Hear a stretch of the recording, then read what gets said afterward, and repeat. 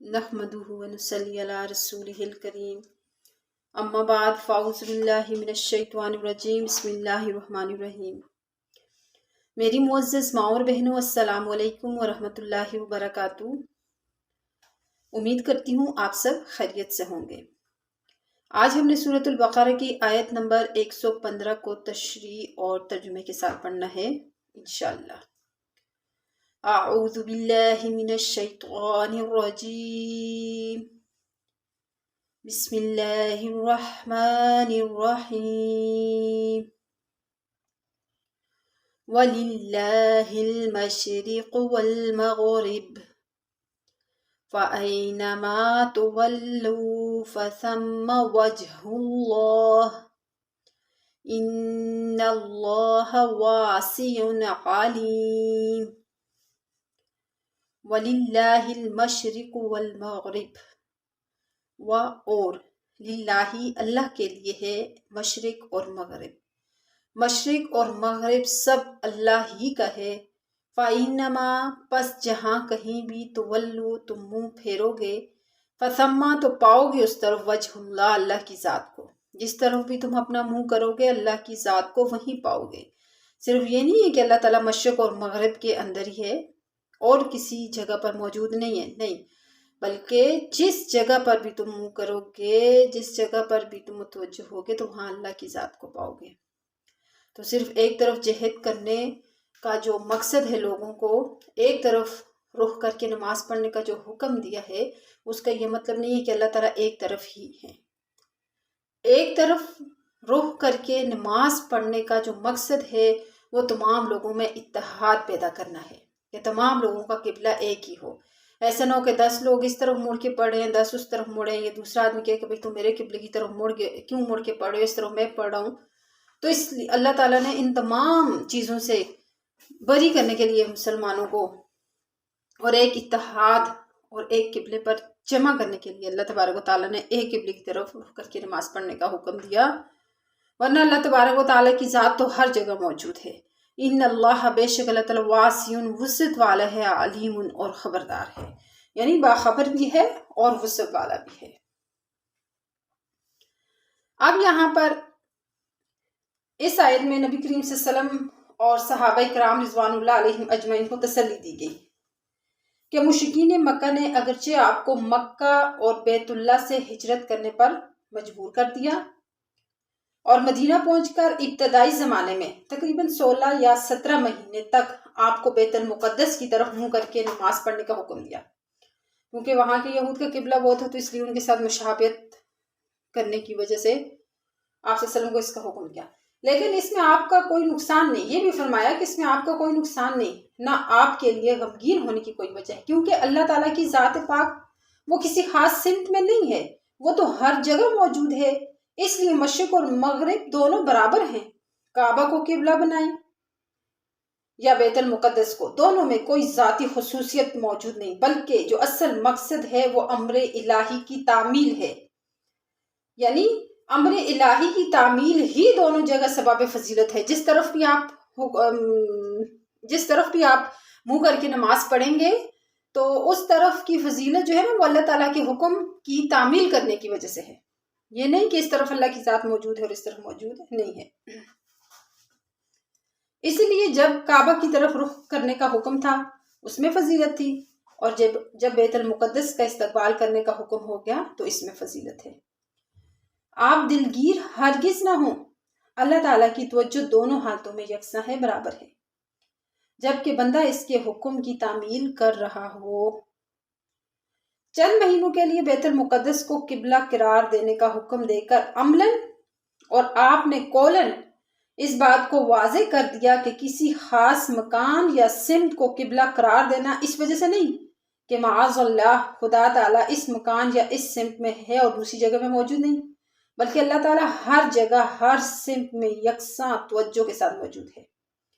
کسی خاص سمت کو قبلہ عالم قرار دینا دوسری حکمتوں اور مصلحتوں پر مبنی ہے۔ اس کی یہ حکمت نہیں ہے کہ اللہ اس طرح موجود ہے، کیونکہ جب اللہ تعالیٰ کی توجہ کسی خاص سمت یا جگہ کے ساتھ مقید نہیں تو اب عمل کی 2 صورتیں ہو سکتی ہیں۔ ایک یہ کہ ہر شخص کو اختیار دے دیے جائے جس طرف چاہے رخ کر کے نماز پڑھے۔ دوسری یہ کہ سب کے لیے کوئی خاص سمت اور جہت متعین کر دی جائے۔ ظاہر ہے پہلی صورت میں ایک افتراق کا منظر سامنے آئے گا کہ 10 آدمی نماز پڑھے ہیں اور ہر ایک کا رخ الگ الگ ہے، ہر ایک کا قبلہ جدا جدا ہے۔ تو دوسری صورت میں تنظیم اور اتحاد کا عملی سبق ملتا ہے، یعنی تمام لوگ ایک جہت اور ایک سمت کی طرف نماز پڑھیں، تو اس میں تنظیم اور اتحاد کا عملی سبق ملتا ہے۔ ان حکمتوں کی بنا پر سارے عالم کا قبلہ ایک ہی چیز کو بنانا زیادہ مناسب ہے۔ اب وہ بیت المقدس ہو یا کعبہ، دونوں مقدس بھی ہیں اور متبرک مقامات ہیں۔ ہر قوم اور ہر زمانے کے مناسب اللہ تعالیٰ کی طرف سے احکام آتے ہیں۔ ایک زمانے تک بیت المقدس کو قبلہ بنایا گیا، پھر حضرت صلی اللہ علیہ وآلہ وسلم اور صحابہ اکرام رضوان اللہ علیہم اجمعین کی دلی خواہش کے مطابق اس حکم کو منسوخ کر کے کعبہ کو قبلہ بنا دیا گیا، جیسا کہ سورہ بقرہ میں آگے آتا ہے آیت نمبر 144 میں، قَدْ نَرَا تَقَلُّبَ وَجْهِكَ فِي السَّمَاءِ فَلَنُوَلِّيَنَّكَ قِبْلَةً تَرْضَاهَا فَوَلِّ وَجْهَكَ شَطْرَ الْمَسْجِدِ الْحَرَامِ وَحَيْثُ مَا كُنتُمْ فَوَلُّوا وُجُوهَكُمْ شَطْرَهُ۔ اب اس کا ترجمہ کیا ہے؟ یعنی کعبہ کو قبلہ بنا دینے کی دلی رغبت کی وجہ سے، چونکہ نبی کریم صلی اللہ علیہ وسلم بار بار آسمان کی طرف نگاہیں اٹھا کے دیکھ رہے تھے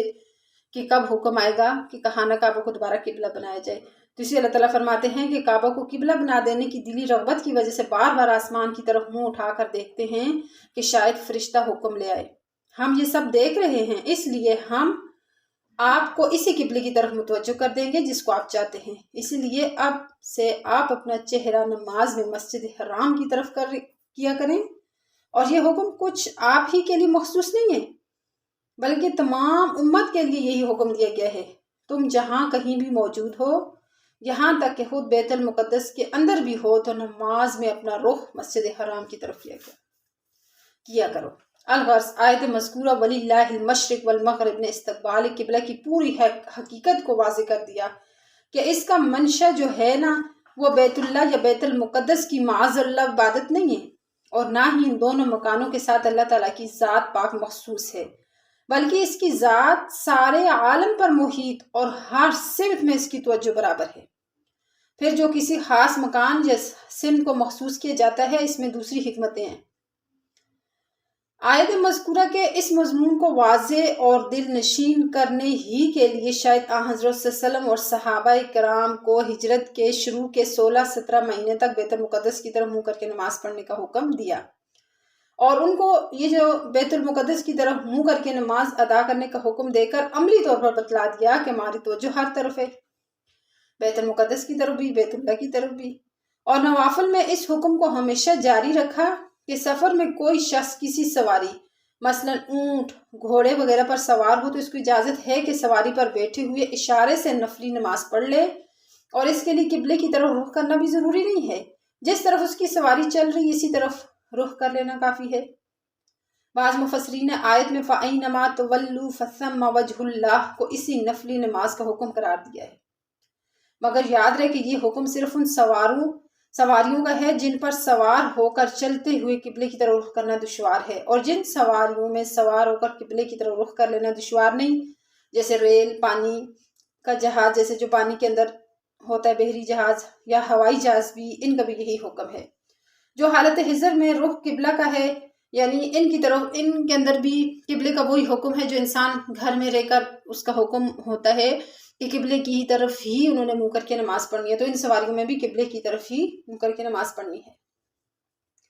اگر نفل نماز بھی ان میں پڑھی جائے تو قبلہ رخ ہو کر پڑھی جائے، البتہ نماز کی حالت میں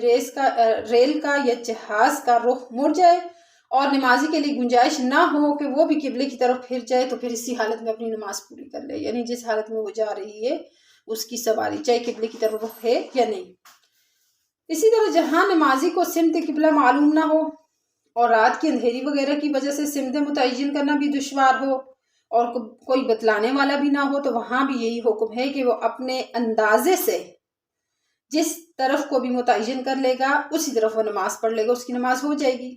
اور نماز ادا کرنے کے بعد بھی اگر